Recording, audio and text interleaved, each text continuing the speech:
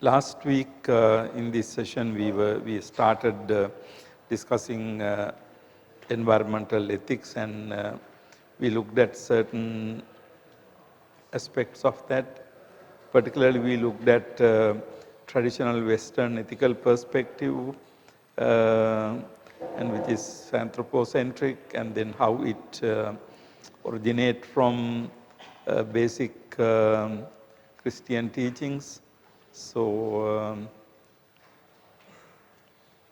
and then we also looked at this concept of value, something having an intrinsic value and instrumental value.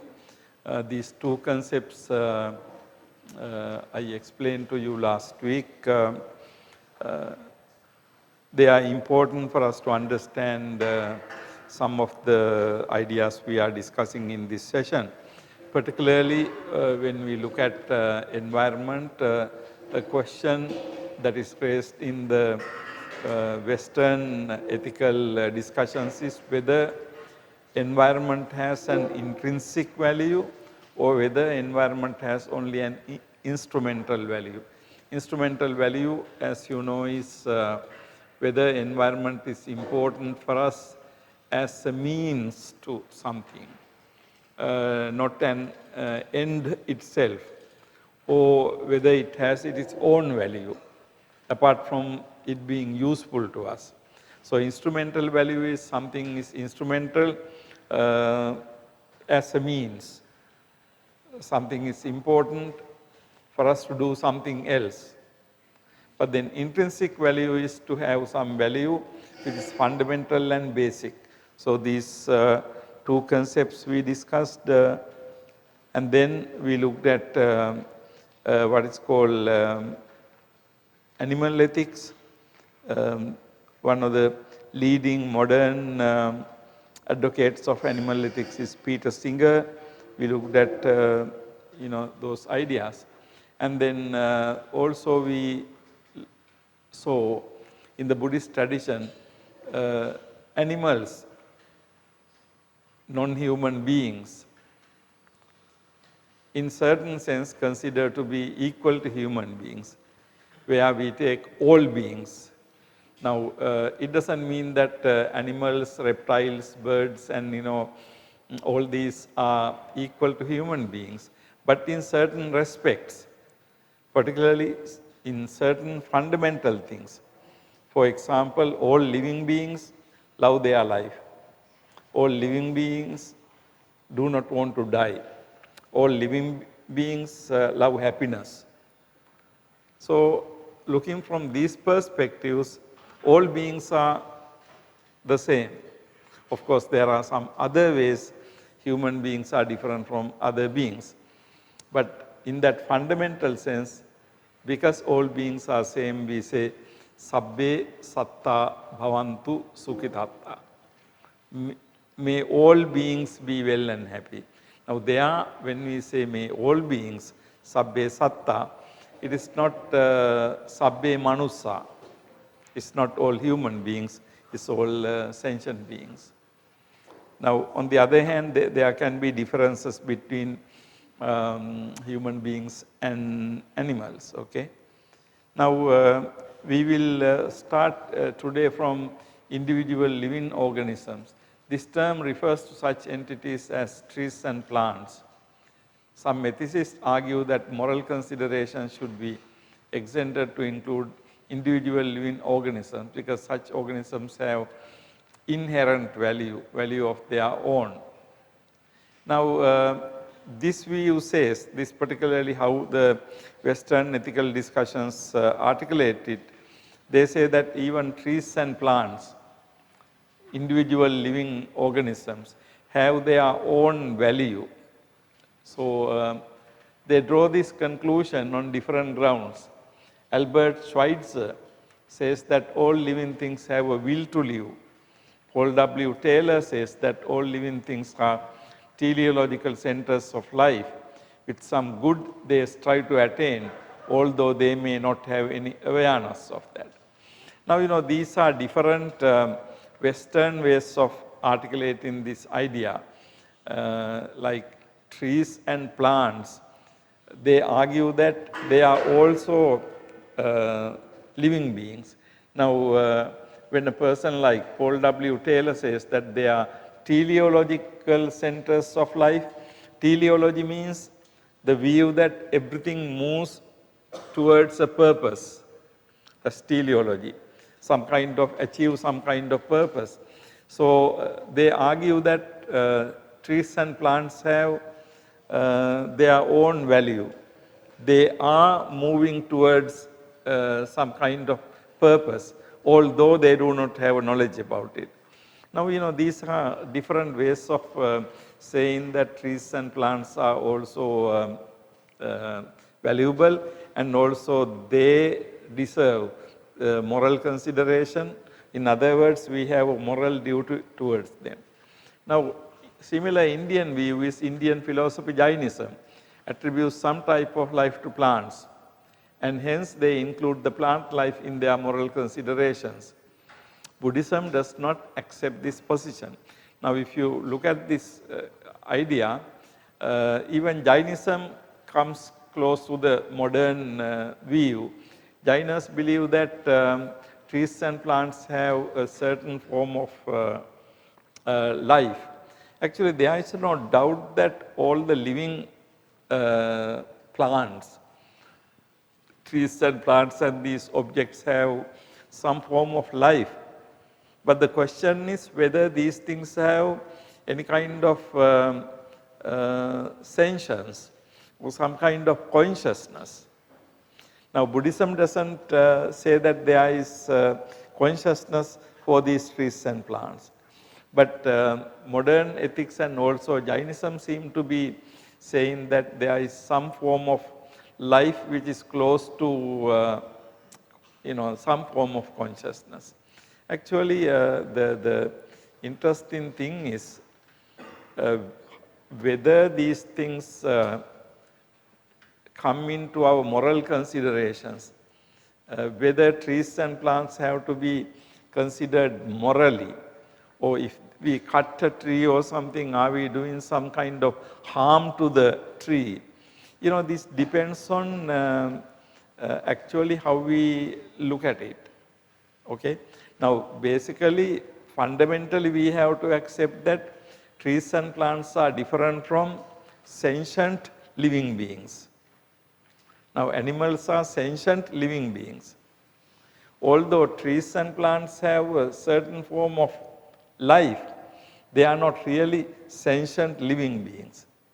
Now, if you look at a growing tree and piece of firewood, we say that the piece of firewood is not a living organism, but a tree or plant is a living organism. Okay? But living in the sense it grows and it exists, right? But whether it has a conscious existence.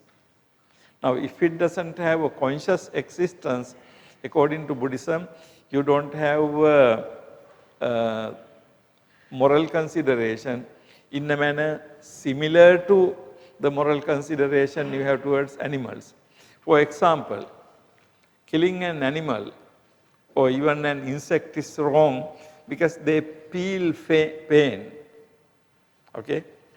Animals feel pain. Even the smallest insects feel pain. But do you think that the trees and plants feel pain? Yeah, this is the situation.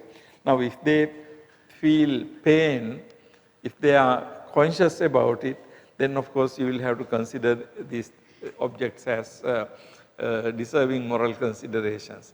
But the modern ethicists try to show that all these things ultimately not only individual living organisms, even if you take rivers, oceans, mountains, rocks, even these things. In other words, some of the modern ethicists want to say that everything existing in the universe, in the world, has certain, we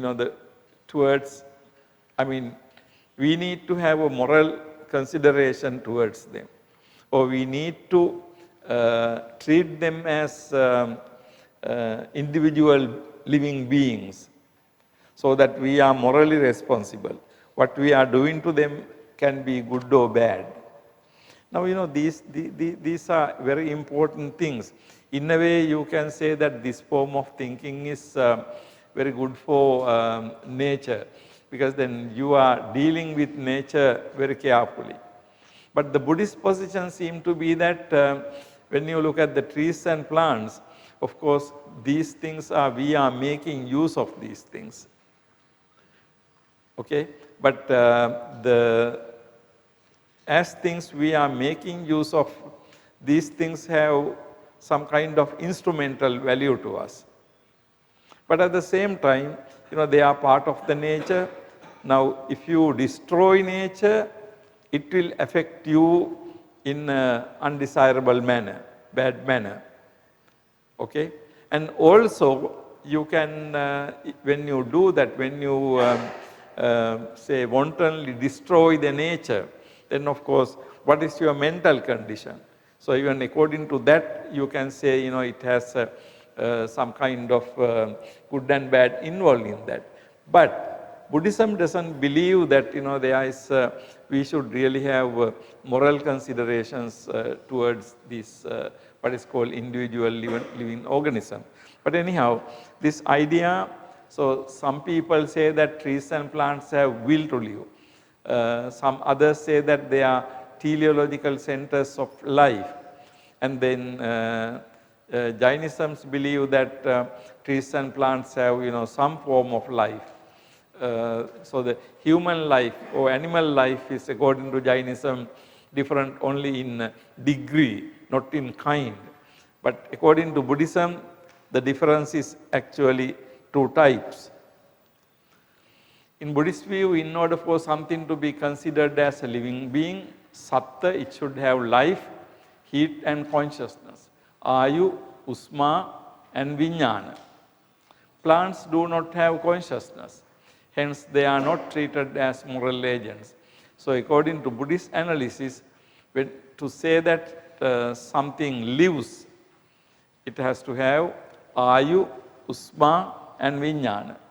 Now, death is defined as when ayu usmacha vijnanam yada kayang jahanti bang. When ayu, usma and vijnana leave this body, we are dead. So, now we can't say that the plants have consciousness. So, hence they are not treated as moral agents. Now, interesting thing is, look at the next one. This, however, does not mean that Buddhism does not care about trees and plants and other natural objects. The Jataka says that one who damages a tree under the shade of which he rested is a wicked traitor. Mitta dubbhihi papaku. The Buddhist literature says that the Buddha spent 1 week looking out of gratitude at the Bodhi tree, which served him as a seat at the time of his enlightenment. Now, if you look at these things, in the Jataka it is said that yassa rukhassa chayaya nisideya sayayava. If a person were to sit or lie down under the shade of a tree, natassa sakang bhindeya. One should not break the branches of that tree. If you do that, you are a mitta dubbhi. You are an ungrateful person. Now, that shows that if you were under a tree, under the shade of a tree, then you must really look at gratefully. Now, that is one way to look at it. But does this mean that really, you are having some kind of mutual moral connection, relationship with the tree and yourself? I mean, tree doesn't know whether you slept under its shade, or tree doesn't know whether you are grateful or conscious about it. However, on your part, you have to be feeling grateful to the tree, because otherwise, if you don't feel grateful to the tree, you will not also feel grateful to a person who helped you. Okay? So, it is one thing that human beings can treat these objects in a moral manner. You can feel gratefulness. Now we are told that Buddha was Animisalochana Puja. Buddha was looking at the Bodhi tree because it helped him to sit down, and then he attained the enlightenment. So it is said that Buddha was looking at this tree for 7 days. Now, these are good human responses, okay? At the same time, we can have bad human responses also.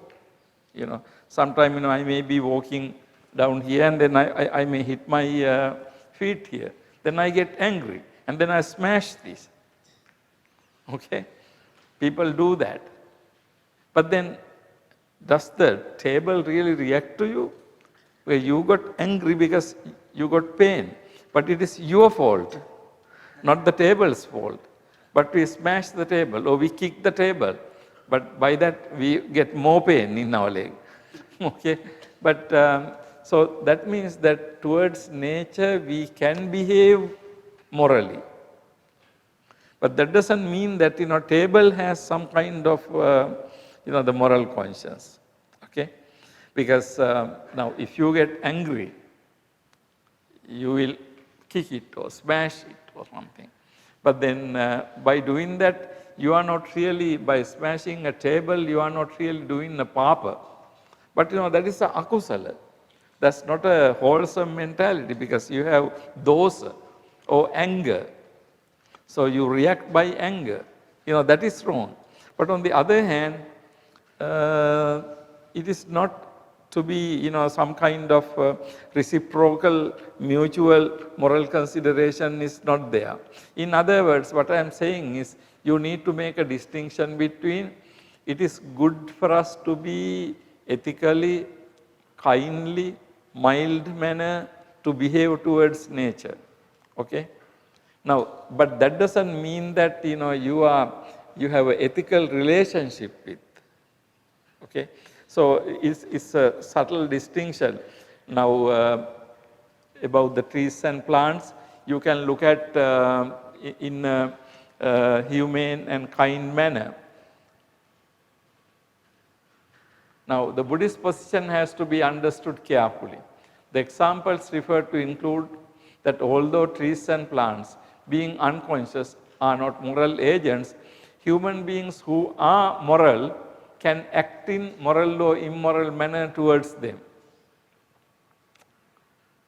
In the first example, one who breaks branches of a tree under which he rested is morally evil because that behavior represents similar behavior towards sentient living beings. A similar example is smashing an object which one accidentally hit and experienced pain. The second example represents the opposite morally good behavior towards all sentient beings. This means that human beings can behave towards objects as they are moral agents. Now, the distinction is this.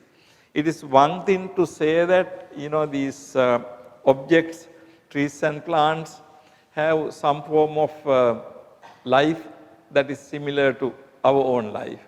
And therefore, we need to treat these things moral. Buddhism doesn't accept that. But on the other hand, even though there is no life, these are not living organisms in that sense, still our own behavior can be motivated by some kind of moral thinking. Okay?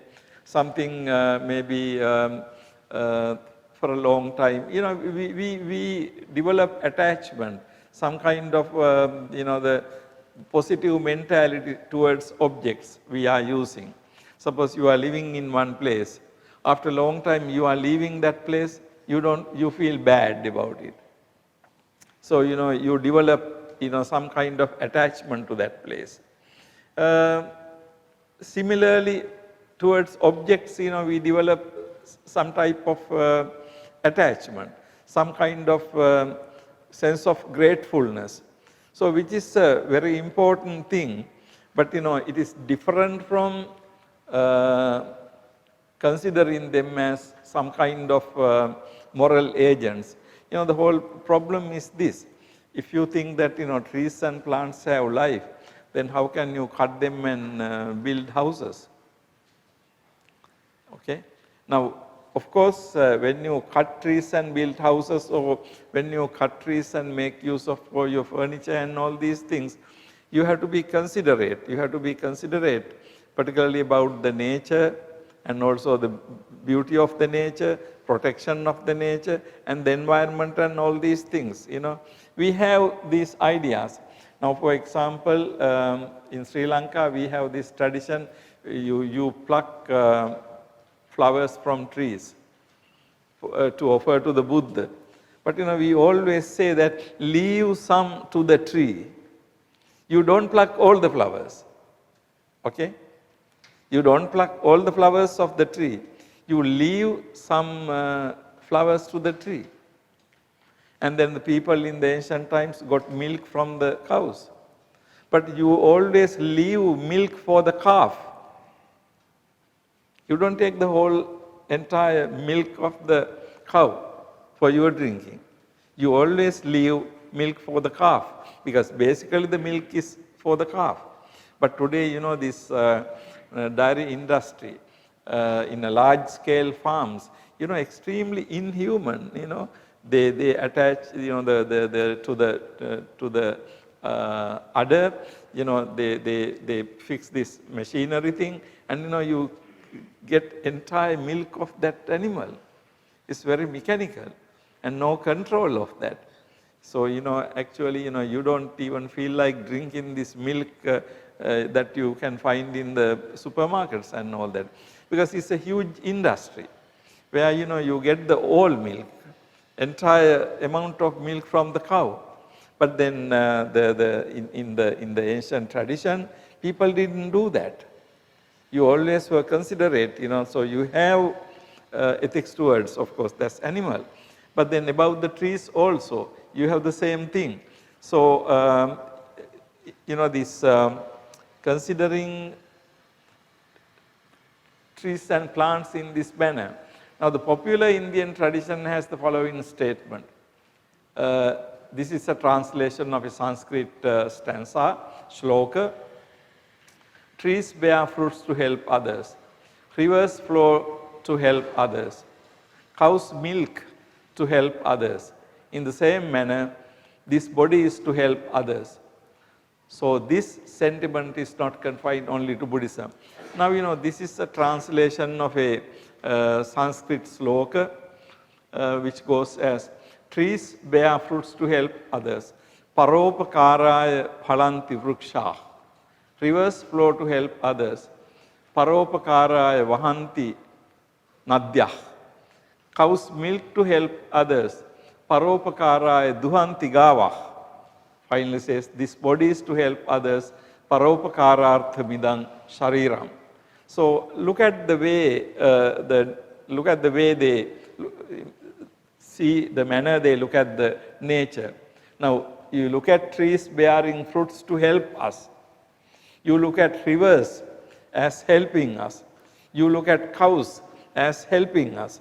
Now, that is a very beautiful, very meaningful way to look at nature. Then you think that rivers are flowing in order to help us. So you are kind and nice to the river. You don't destroy the river. And you look at the trees. Trees are growing to give us fruit, to help us. But of course, this is not that trees really are conscious that trees are giving fruits to us. But this is a way we should look at it. Okay? Then we should look at it in a grateful manner. Look at the tree as giving fruit to you. So in that sense, you have a respect towards tree and you have a respect towards the nature. So you look at the cows as giving milk to you. Now today, the whole attitude is different. We raise cows and, we get the milk in their maximum period and then you slaughter them for the meat.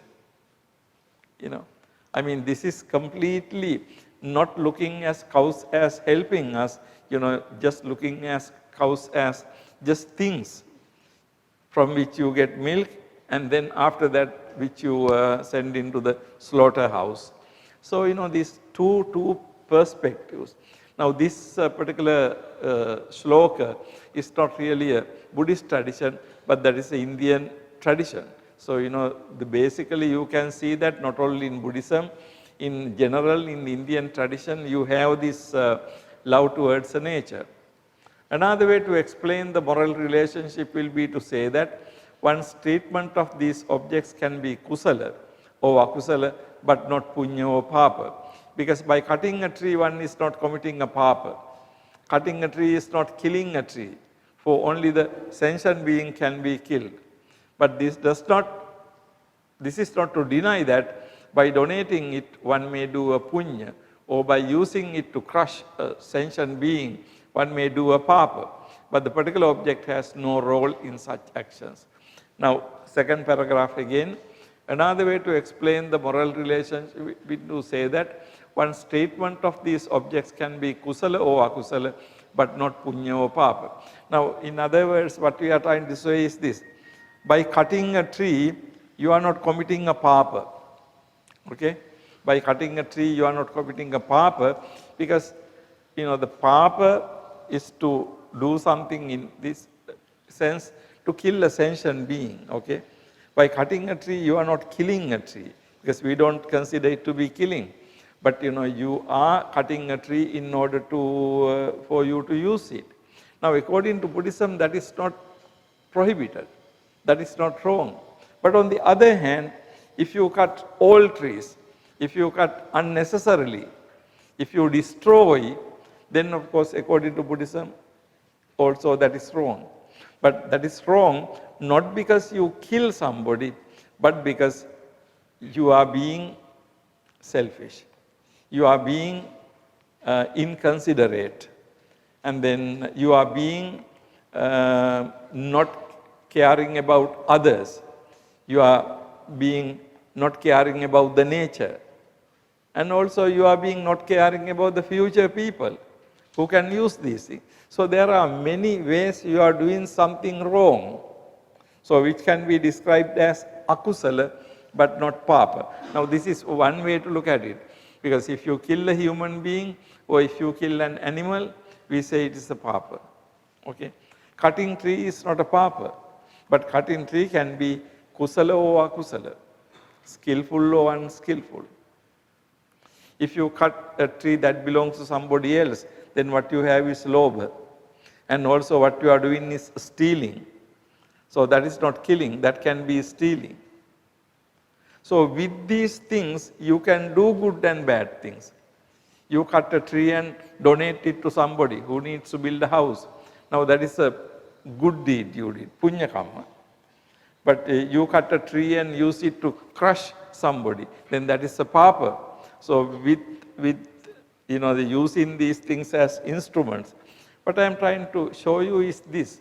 Now in the modern ethical discussions, you have this idea that individual living organisms or things like trees and plants have to be considered as moral agents. But Buddhism does not think these things as moral agents. Now even during the time of the Buddha, even Jainism seemed to have thought that they are treated in a moral manner. So Buddhism doesn't think so. But on the other hand, with all these examples, what you can see is your behavior can be good or bad, moral or immoral towards these things. But the distinction between whether your bad behavior is a papa or whether it is a akusala, okay? Now that is very important. In our discussion on kusala, akusala and punya papa, if you look at carefully, as putujjana, ordinary people who have lobha, dosa, moha, our lives can be always akusala. But then according to Buddhism, although akusala can be there in our existence, if we don't have papa, I think we don't need to worry about it very much. Not that worry about in the sense, otherwise, according to Buddhism, there will not be any way to ordinary putujjana human beings to be good people. Because we always have lobha dosa moha. Depending on our putujjana nature, we always have the lobha dosa moha. But then, simply having lobha dosa moha, we are not really doing papa necessarily. So there is a very clear distinction between that. Okay? Now, for example, I get angry. But if I do something, then only I am doing something wrong. But if my mind that I am angry is in a way natural. Because all the ordinary people have anger. So all the ordinary people have lobha, dosa, and moha all the time. Okay? But that doesn't mean that unless you do something really bad, you are committing an akusala. Okay? Otherwise, according to Buddhism, all the ordinary putujjana people should go to apaya after the death. No, it is not like that. So there is a very important distinction between kusala and akusala and punya and papa. Okay? Because ordinary putujjana people, we will not be able to live without akusala. Lobha dosa moha. Lobha dosa moha is always there. But then we can live without putting lobha dosa moha into moral violations like 5 precepts, killing, stealing, and things like that. So this distinction has to be understood very clearly. The distinction is like treating nature. You can treat nature compassionately, humanely, and kindly, okay, and also wisely. But that doesn't prevent you using these aspects of nature for your existence. We grow things and we eat. Okay? So if we think that trees have their fruits only for the tree, then we will not be able to survive. But we believe that of course trees have to have fruits for their own sake, for their own, and also fruits can be used by human beings. It depends on how we treat the nature. If you completely destroy the tree in order to get the fruits, then of course you are doing something bad. But the badness have to be decided not only from your mental disposition when you do that, but also how it affects the nature, how it affects the future people. When you destroy a tree, how it affects the people who are even still not born. All these things are there. So to consider morality is something very specifically important in this context, making a distinction. In other words, what I am trying to show you is there is a difference between the Buddhist position and also the Jaina and the modern ethical position. Okay? So basically how we treat individual objects is something very important. Now then we move on to the larger objects, but I think the matter here is clear to you because moral, whether these individual living agents can be deserving moral consideration is something we need to be thinking very carefully. Now, what are the holistic entities? This category includes what is sometimes called land ethics. Sometimes it is called land ethics.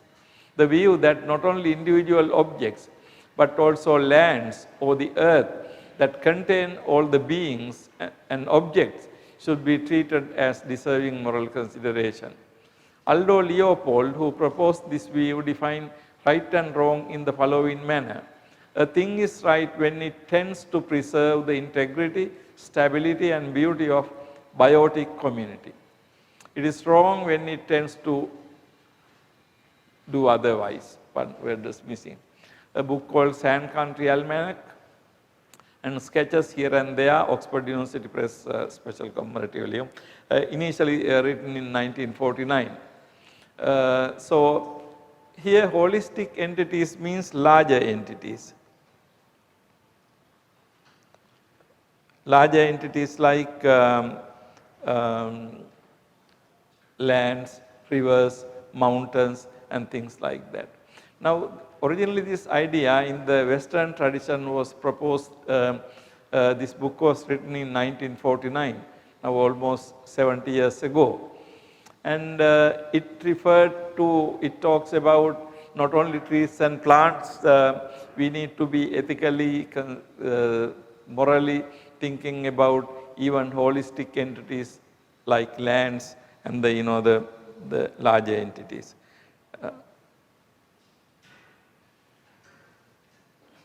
What is the Buddhist position? In fact, here we are talking about 4 different things about nature. Now, the initial thing is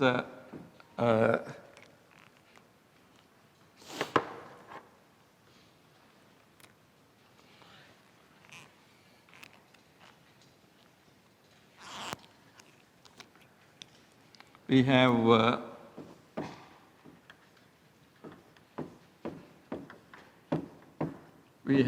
human beings, that's one level. Then we have other sentient beings. Then we have what is called individual living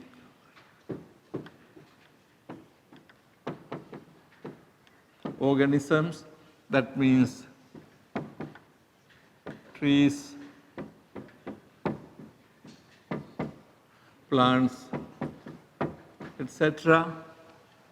And then we have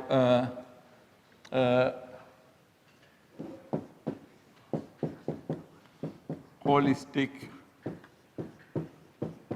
objects, that means lands, hills, rivers, oceans, etc. Now,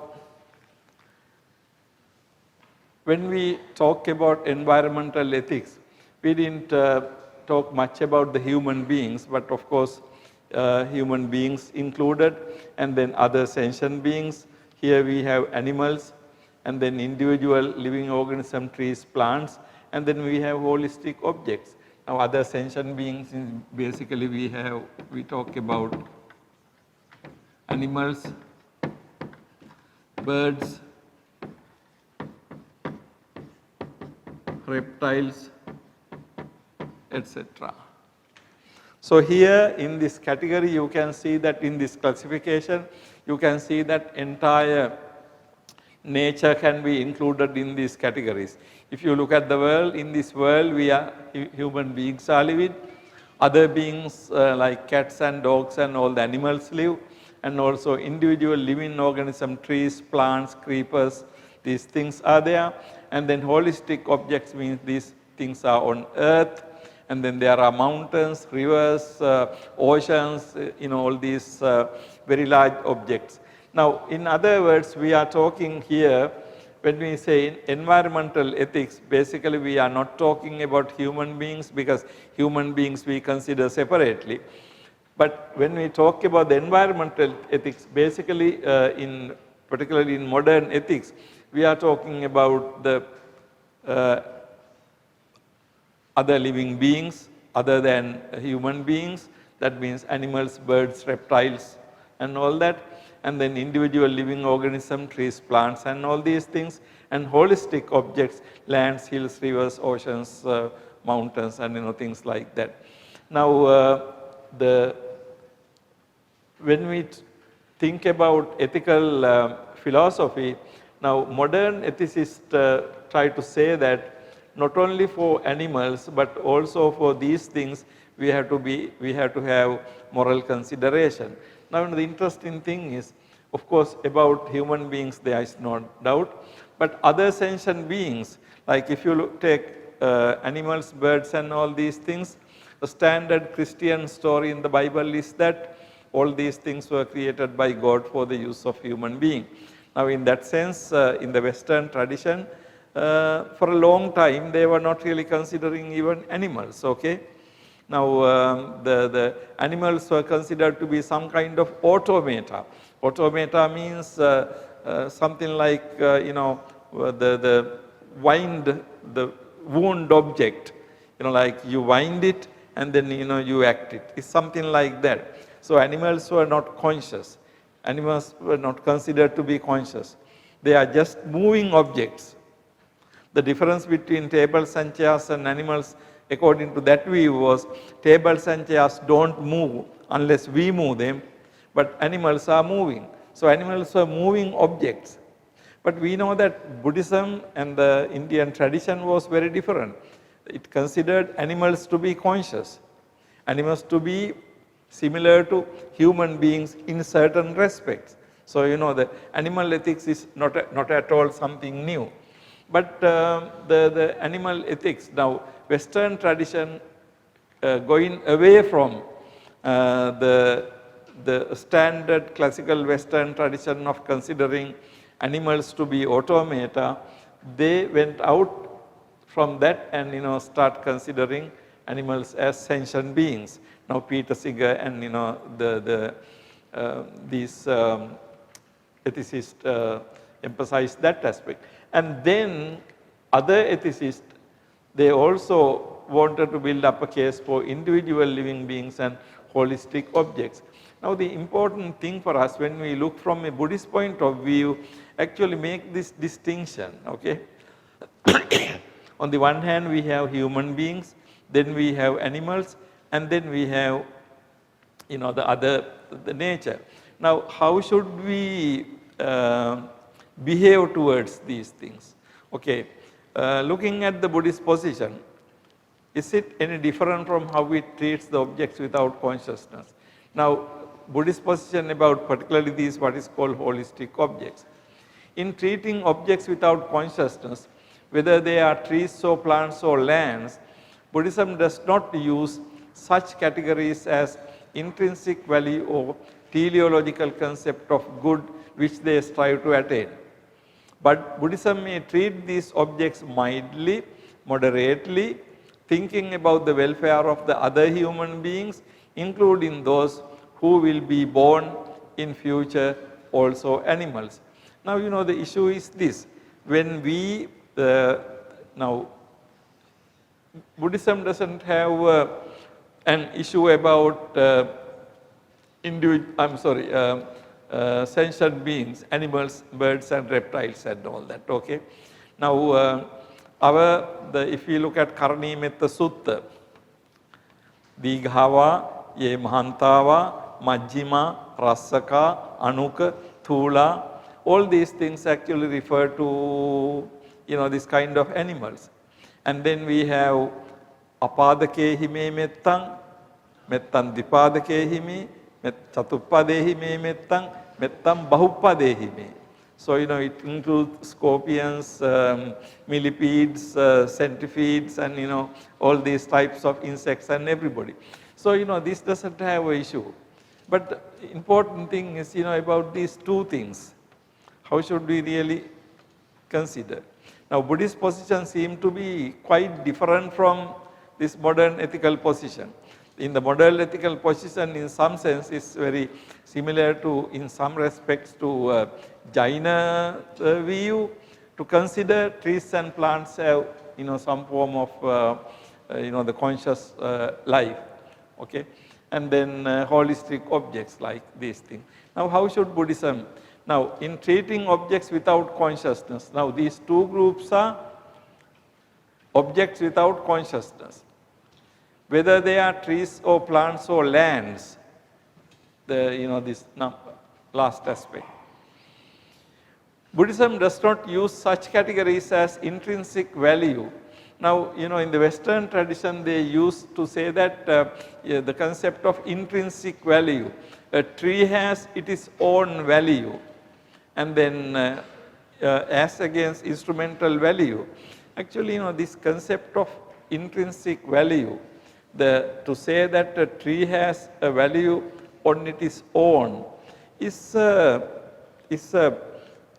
we can say it is a Western way of looking at. It's a different way of looking at. Now, when you say that a tree has its own value, so therefore we have to be treating the tree as if you are treating another human being or something. Now, the question is, who contributed this concept of value? It is our conception, right? It is the human beings who attribute these things to the nature. Not that the nature has these things. In other words, what I am trying to say to you is, when we use this distinction between intrinsic value and instrumental value, actually that is a distinction we are making. We say that tree has value. And important thing is this. Now, what is the situation of human being? How should human being behave? Now, actually, according to the Buddhist position, now animals have a conscious life. So you have to be really, because they can react. So therefore, there is some type of the moral relationship. But with plants and trees and other objects, in fact, it is we are the people who are giving value to these things, okay? And then human beings are the people in the nature who can think and who can make decisions and who can think rationally. Now, if that is the case, it depends on how we look at these things and how we treat them. I don't think we can put human beings and all these things on a similar footing, okay? There are some very important differences. Now, because the human being is the one who can think, who can rationalize, who can morally develop, now it is up to the human beings to determine a way to behave towards the nature. How should we behave towards the nature? Okay? Now, we can't wantonly destroy nature, because that can be that can be a result of our own greediness. Now, if you look at the world today, you can see that people are cutting trees, all the forests for the timber, and selling these timber to get money. Now, in this country, if you look at Myanmar, it is a huge problem. Logging is a huge problem. People go into the huge forest and cut trees and sell. Now, that is a very, very bad way to behave towards nature. But why do you behave towards nature like that? Because your greediness, okay? Now, if you did not have your greediness, then of course you will not cut trees like that. But on the other hand, suppose you want to build a house in order to live, then you are cutting a tree.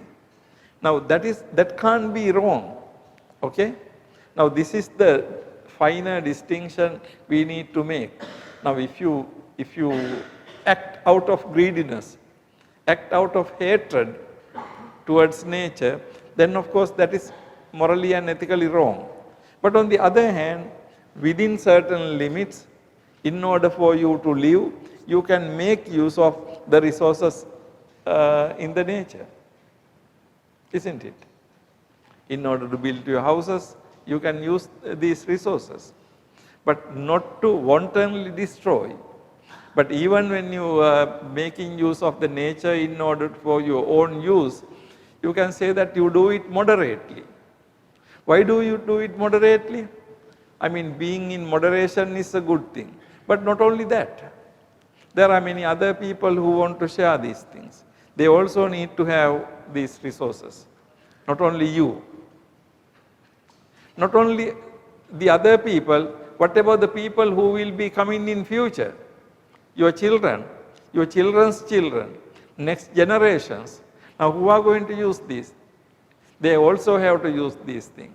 Now, we are using these things because the people who lived before us, they planted these things. If so, then we have also a duty to plant these trees for the future generations to use. So there is no doubt that human beings can behave morally towards nature.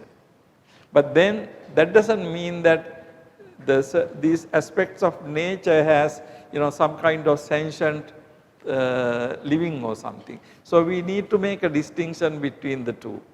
But if you say that trees are also sentient beings, you can say that, okay, very easily you can say that then you should behave morally.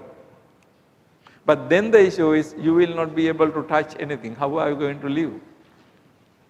How are you going to eat? We are eating the fruits of trees. How will you be eating them? Moment you are eating something, you will be doing something wrong.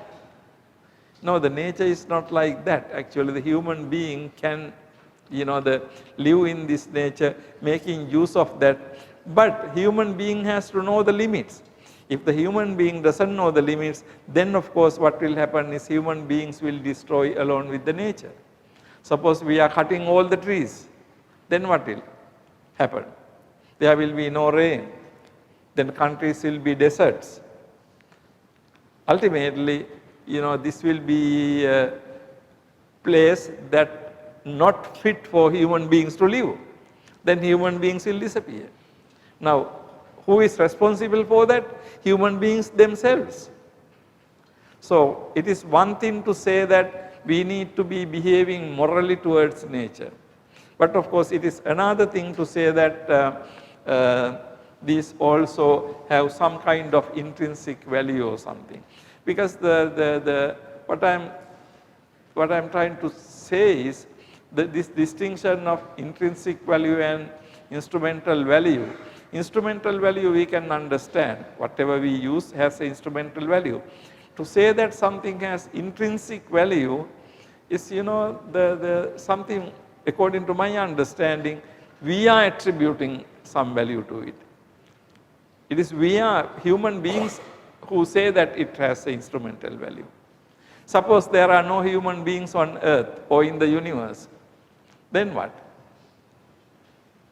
The world will exist. There can be many systems of worlds, many, the planets where no human beings, things, just exist. But the important thing in human beings is human beings can be innovative. They can behave morally. So, the nature of human beings, the nature of the relationship between natural world and the human being is, something very, very interesting. Now, today on the one hand, you can see in the world, the ethical philosophy has developed it has been developed to such an extent we can really come up with ethical philosophy, which is very, very good for human beings and also the world. But the point is where to draw the line, where to draw the limit. Of course, if we think all these things to be, deserving moral consideration, like any other living being, I think we are going towards something impractical. But on the other hand, we really need to look at these things carefully, behave morally and humanely and mildly, but that is for both yourself and also for the future generations and also for the existence of the nature. But this whole thing becomes meaningful in the presence of human beings. If there are no human beings, it doesn't really matter whether there are trees or not, whether there are plants or not. There will be many places in the universe with or without these things. We can't say that, having these things good or having these things bad or anything like that. Because all those concepts, even goodness and badness, are our concepts. We are the people who are conceptualizing these things. Now what I am saying is, in fact, in this moral and ethical discourse, where does the human being belong? Okay. Now some view says that we are the owners, we are the masters, we can do anything. But then as a result of that, we are exploiting the nature, destroying, the logging and all these things. But then what happens is, as a result of that, one day this very earth can be a place that nobody can live. Then you are causing your own destruction. Now if we think that we should live on this earth, then we will have to have the ethical consideration which maintains the balance of the nature. Now we maintain the balance of the nature because also we want to live. I think this human factor we cannot forget. Okay? Otherwise, if no human beings are there, when the last human being is dead, the nature will be whatever. We cannot say whether it is good or bad because we are not there. So, this question how to locate the human being within the nature is something very important. What is the Buddhist position? Now, the biblical position was God creating the world and saying, okay, make use of it. All the things that fly, all the things that swim, all the things that walk on the earth is for you.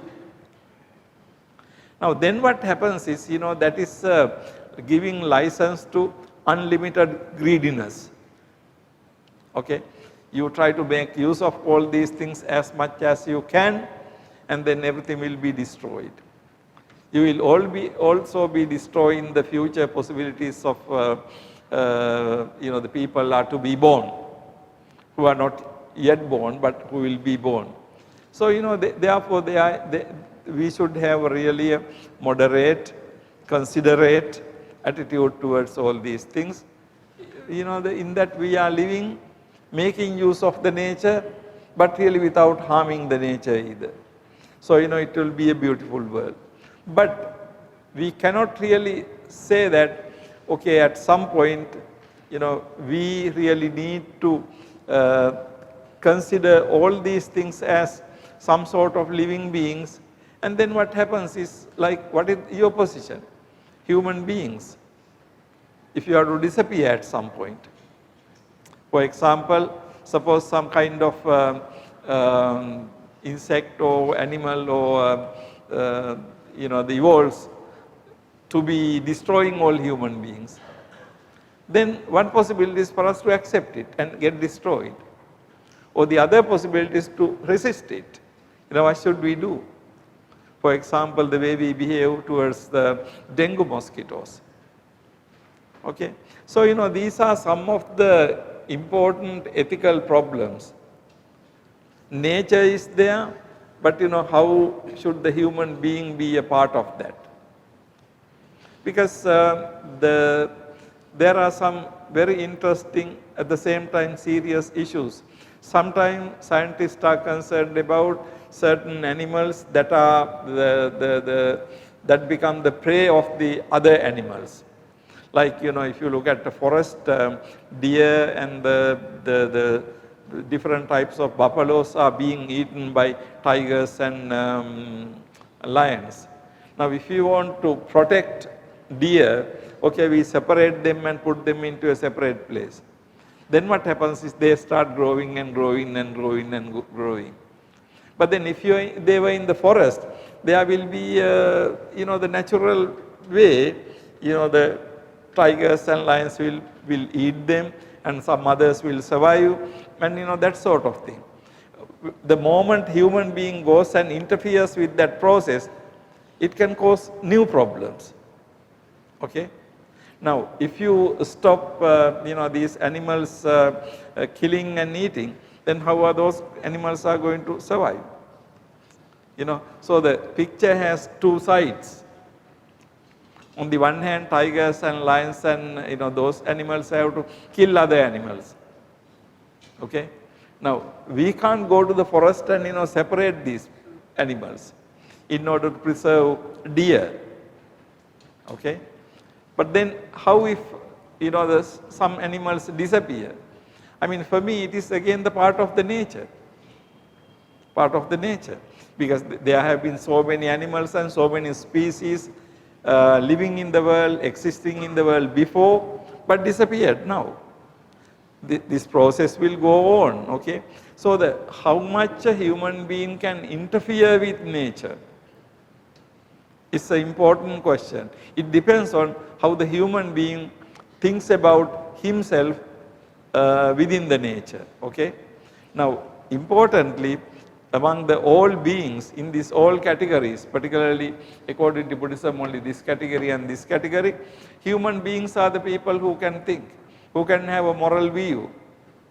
So it is up to the human being to decide how to behave, how to live, how to be located within this entire atmosphere.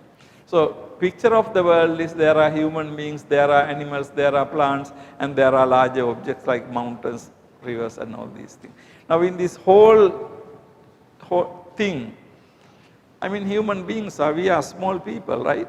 But then human beings with their mind, with their the developed knowledge, they can do many things with the nature. But then the idea is that you should really do things in order to preserve the integrity of the nature. But according to Buddhism, you do that not because these two aspects have some sort of sentient life, okay? Not because that, but simply because you need to preserve this integrity in order also for you to live, okay? So in a way we can say that this whole thing is an instrumental value, but instrumental value does not mean that you should not have morals and ethics, okay? So the moral and ethical behavior can be extended to trees and plants, rivers and all these things. But why you do that has to be clear in your mind. If you go on the road, if you litter, if you dirt it, that is not good.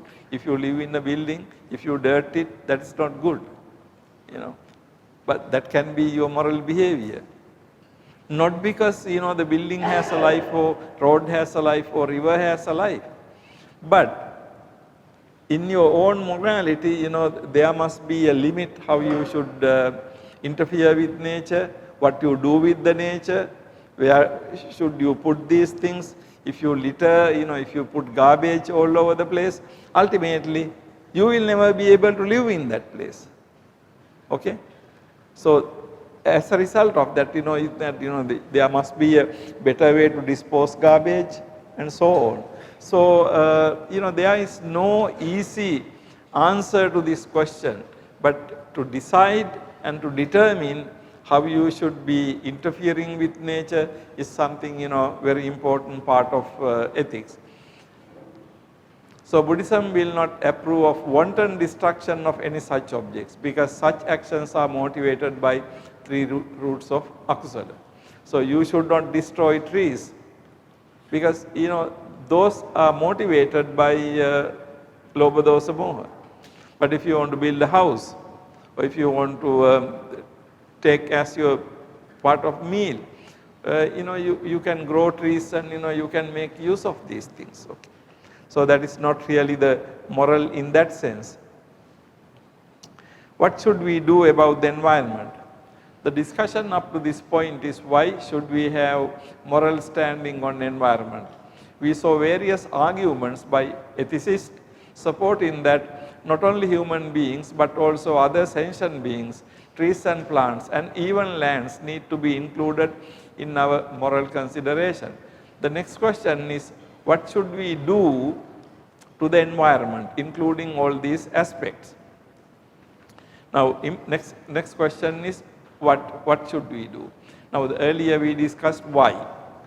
Now, in answering this question, ethicists have developed what is called radical ecology or human ecology outlining how human beings should interact with environment. Now, you know, how should we behave towards nature?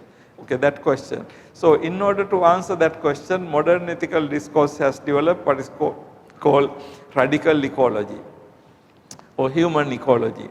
Now, this concept of ecology it is something like biology. Ecology means how to understand the nature, how to behave towards nature, ecology. Now, ecology includes the natural functioning of the universe, I mean the world, including the climate and all these things. That is ecology. But when you say ecology, it is a broader concept which involves much more than environment. When we say ecology, we are talking about some kind of study of ecosystem, okay, which includes the discussion of its preservation also. Now, what are these radical ecologies? Scholars who have discussed this matter have identified two common elements in their approach. Mere extending of moral standing to environment is not sufficient. They need to have a broader philosophical perspective requiring fundamental changes in both our attitudes and understanding of reality. These views go beyond ethics and demand changes in society and institutions. Now, when we come to the question of what should we do,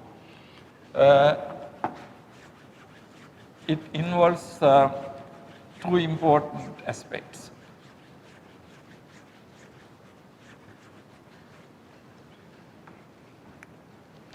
Now, one thing is extension of moral standing to environment. Okay, one thing is to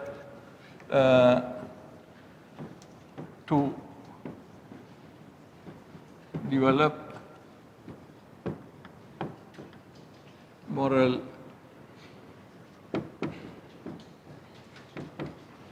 standing, or we can say attitude toward nature. But he said that that is not enough. So, this is a conceptual. And then the second thing is change of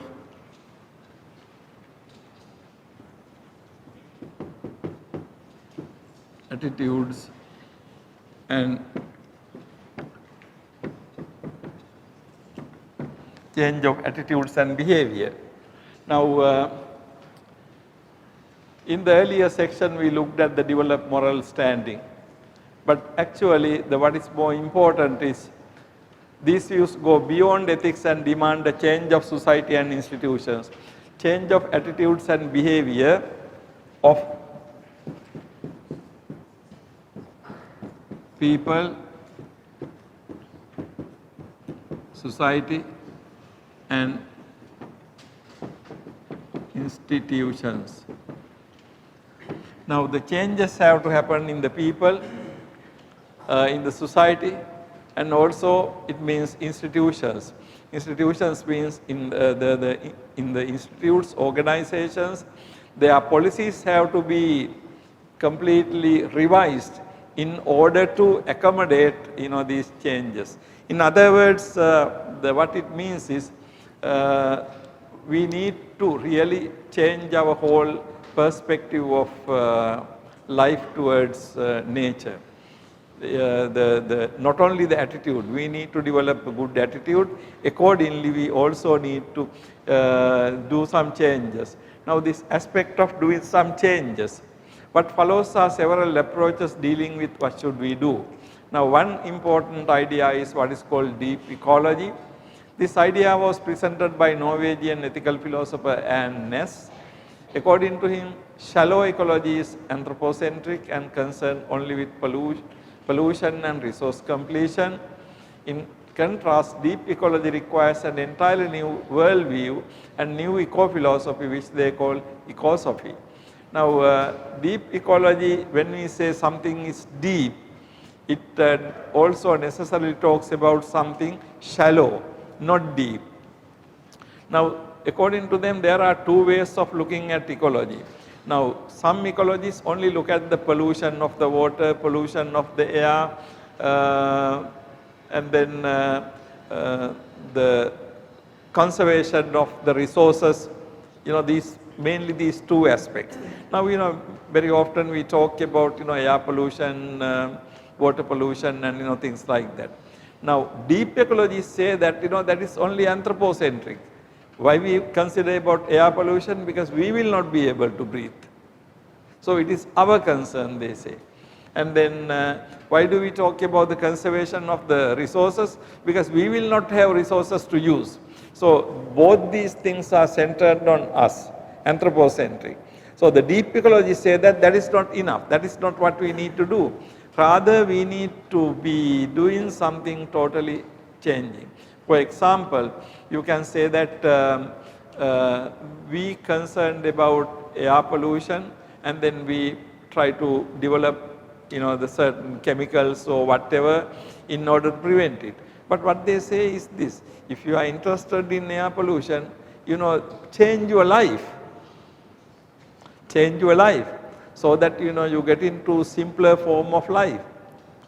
Which is a very important and but at the same time very difficult thing. So what the deep ecologists say is, this mere concern about pollution and resource depletion is not enough. In contrast, deep ecology requires an entirely new worldview and new eco-philosophy. Now, I will just, we will go through this, but very briefly. There are 8 principles of deep ecology. The well-being and flourishing of human, non-human life on earth have value in themselves. Now, this intrinsic value, these values are independent of the usefulness of the non-human world for human purposes. Now, for example, what it says is this: every individual thing, I mean like any animal, any tree, any plant in the universe has its own value. Okay? So, therefore, whether it is useful or not, we have to consider everything as having its own value. Now, this is one way of deep ecology looks at. But at the same time, I showed you earlier, what are we going to do with dengue mosquitoes? I mean, are we to consider that dengue mosquitoes have their own value and keep them? Those are some of the difficult ethical questions. Because then if we are to say that, okay, no, we will have to let dengue mosquitoes to grow, and then what happens? Ultimately all human beings will be dead. Now, is that the answer? Anyway, these are some of the questions we can think. Number 2, richness and diversity of life forms contribute to the realization of these values and are also values in themselves. Humans have no right to reduce this richness or diversity except to satisfy vital needs. Of course, it talks about the vital needs. To satisfy vital needs, we can make use of these things, but we don't have right to reduce. The flourishing of human life and culture is compatible with sustainability of smaller population. The flourishing of non-human life requires a smaller human population. Actually, these are very long subjects because we don't have time to discuss. But even, human population control and birth control movements and, all these things are a result of this kind of views. Present human interference with non-human world is excessive and the situation is rapidly worsening. That means human beings are interfering with nature too much. Policies must therefore be changed. These policies affect basic economic, technological and ideological structures. The resulting state of affairs will be deeply different from the present. Number 7, the ideological change will be mainly that of appreciating life quality, dwelling in situations of inherent value, rather than adhering to an increasingly higher standard of living. Because the more we higher our standard of living, more we taking resources from the nature. Now, today it is estimated that about 80% of resources are being used by 20% of people in the world. Like rest of the 20% of things are used by all these developing and other countries, by 80% of the things, so 80% of the people. Finally, those who subscribe to the foregoing points have an obligation indirectly or indirectly to try to implement the necessary changes. Now, these are the fundamental things called fundamentals of what is called deep ecology. So, deep ecology is something very well known idea in modern ecological thinking, because what they simply say is you should really go beyond the shallow or superficial consideration only concern human beings' existence, but you have to include the existence of the entire universe into it. So, this is what is called deep ecology. And then there is something called social ecology. Like deep ecology, social ecology too holds that the environmental crisis is mainly due to dominant ideology of modern Western societies, and believes that a radical overhaul of the ideology is needed in order to solve the environmental crisis. So, they also say that what we call environmental crisis, today we talk about what is called environmental crisis. They say that this crisis is a result of the way of life, particularly in the modern Western societies. Radical overhaul of the ideology, that means the way of thinking, philosophy has to be taken. They find that dominating hierarchical relations in society cause relations between human society and environment to be equally hierarchical. Hierarchy means, going up and up, with gradually increasing power. They say that there are no hierarchies in nature and things in nature are interdependent. Human beings have to know that they are part of nature, that there is an interdependence between human society and the environment. Now, this is a concept that is should be familiar to the Buddhist philosophy, because interdependence is an important aspect of Paticca Samuppada, dependent origination. What they say is, human beings can't be independent. Human beings have to know that they are also dependent on nature. Okay. Now, idea is that, in other words, we need to be very humble. We can't be the masters, we can't be thinking that, okay, everything is for our use. So, it shows that, we need to be very humble, know that we also depend on, the nature. Now, this is a very interesting idea, because we can't live without natural objects. We can't live without trees and plants. We can't live without rivers. Now, you remember this Indian idea, Paropakaraya Phalanti Vruksha. The trees bear fruits in order to help us. Now, that's a very beautiful idea. You look at the trees as helping us. You look at the rivers as helping us. You look at the cows as giving us milk. Now, that is a very salutary way of looking at the nature. You look at the nature gratefully. Okay? Now, because without those things you can't live. So, the social ecology idea is something very interesting, particularly this should be quite close to the Buddhist understanding. It talks about interdependence of nature. And then we have another idea called ecofeminism. I am just rushing through with this because we don't have much time to go into detail. This view starts by, this is a feminism. Feminism means the women's movement, feminist movement. Now, it says that by critiquing how social domination by men is extended to the domination of the environment. Now, feminism is concerned about the status of women. Now, feminists say that, look at the society. In the society, men dominate women. Okay? Now, they say that as men dominate women, also men dominate the nature. Okay? Men dominate the nature, extend to the domination environment. Feminists who hold this view see an affinity between them, women who are dominated by men and the nature equally dominated by the same men.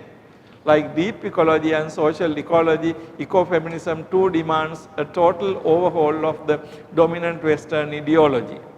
Now, the feminist women rights people say that, look at the society, men dominate women. They say that in the same manner, it is men who dominate the nature.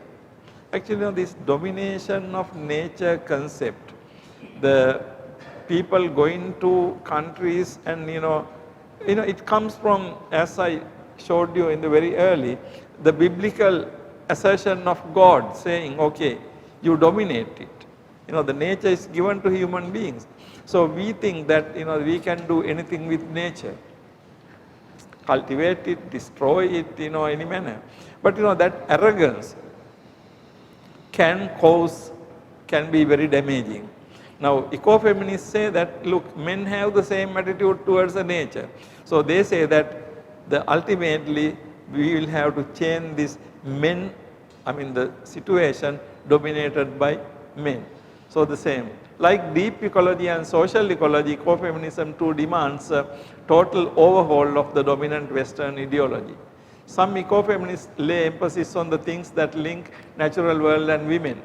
They claim that women have a much closer relationship to the natural world due to their capacity for childbearing. Actually, some ecofeminists say that more than men, women are closer to the nature. Women can understand the nature much better, because the feminists argue that only women have the capacity to bear a child. Now, the relationship between mother and child and bearing a fetus in your womb for close to 9 months, the woman's mentality is different, and they say that women look at the nature in a different manner. In other words, what they say is this: if the women were the people who are making policies of the countries, say like leaders, the attitude towards nature will be different. The way people treat nature will be different. This is the ecofeminist view. Now, when we look at all these three views, we can see that all three views have something in common, namely that ultimately the way of life has to be changed in order to have a better ecology. Looking from a Buddhist perspective, there is something in all three standpoints that goes along with Buddhism well. That is, the need for the change of attitudes, philosophies and the world views in order to find a solution to the environmental crisis. Now, this fundamental thing is very, very close to Buddhism, because ultimately in Buddhism, we believe that in order to achieve the noble path, you have to change your life. You have to live a different life. So changing the life. Now this is not only philosophical, ultimately it is a practical thing. Okay? Changing the way of life. Not only attitudes, changing the way of life. So now that is a very, concept that is very close to, very dear to and very near to Buddhist philosophy. So the philosophies and world views. The awareness of the interdependence between human beings and nature and the resultant humanity is the point valued in Buddhism. The other thing is interdependence, like our dependence on nature. Actually, we can't say nature depends on us in a way, because if all human beings disappear, trees and plants and mountains will be there, right? We can't say that the natural things depend on us. But we as human beings, we depend on those things, right? So if we destroy nature, we will not be able to live. So at least in order to survive, we need to be caring about nature. So the dependence, so this aspect. Since environmental crisis is a man-made problem, the solution to the problem also lies in human being himself. Now, this idea that man-made problem, there are problems made by man. Now, what we consider to be environmental crisis is because of the behavior of the people, the way people have treated. Now, the cutting forest and deforestation, all these things ultimately could cause environmental damage and no raining, and a lot of things are happening. Global warming today, we are talking quite a lot about global warming, all these various factors, because there are so many factories, and they emit a lot of the fumes to the environment. So as a result, they talk about global warming. Some of the the extremely cool areas where the icy rocks are, they are melting, in a very rapid manner. So now these things, unless they are arrested, they are stopped, they will continue, and one day, the climate of the world will be changed. Interesting thing is, it goes like in Buddhism, we are told that ultimately 7 suns will appear and, world will be burned. Now, global warming is the moving towards that direction. The globe is becoming warmer and warmer and warmer. One day, it will be so warm that we will not be able to live here. So that will be the end. So in that sense, environmental crisis is a man-made problem. If the problem is man-made, the solution also has to be man-made. Solution to the problem also lies in human being. Although there can be finer points of difference, Buddhist philosophy seems moving well along with these new forms of radical ecology. So the conclusion is, although there can be differences, if you take this what is called radical ecology, deep ecology, social ecology, and ecofeminism, it seems that Buddhist ideas seem to go along, comparable with these ideas. Okay, folks, basically from this discussion, I'm sorry I had to rush through the last part of the discussion, but I think we discussed something very important today, environmental philosophy. Now, one thing I showed to you is, there are so many modern views, and then if we look at these things from a Buddhist point of view, we can see that some of these modern ideas go along with Buddhist ideas. Okay, there are some fundamental differences, but then also there are some very important comparisons. Okay, so particularly when you look at the change of attitude and the behavior, ultimately, this is how it has to be. Not only when people change their attitudes and behavior, the social things and also institutions also change. Now, without change of institutions, ultimately changes will not happen. But institutions will not be changing unless human beings have not changed. So, again, these two things go together. Now, ultimately, the idea is that there is what is called environmental crisis today. There is a problem today we are facing because some of the things we have done, particularly for the last 100 years, has been very much damaging for the nature. Now the time has come to correct it. And entire environmental philosophy is to look for resources, the concepts, ideas, how to make this correct. Okay. So as a result, people have looked at different religions, different systems, and come up with ideas. So I reviewed some of those ideas with you last week and also this week.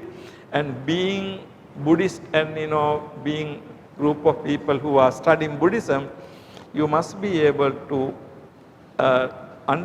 understand this what is called environmental crisis through Buddhist point of view, and try to see what Buddhism can suggest as a solution to these problems. Okay, folks, I will wind up from that. Do you have any questions or comments?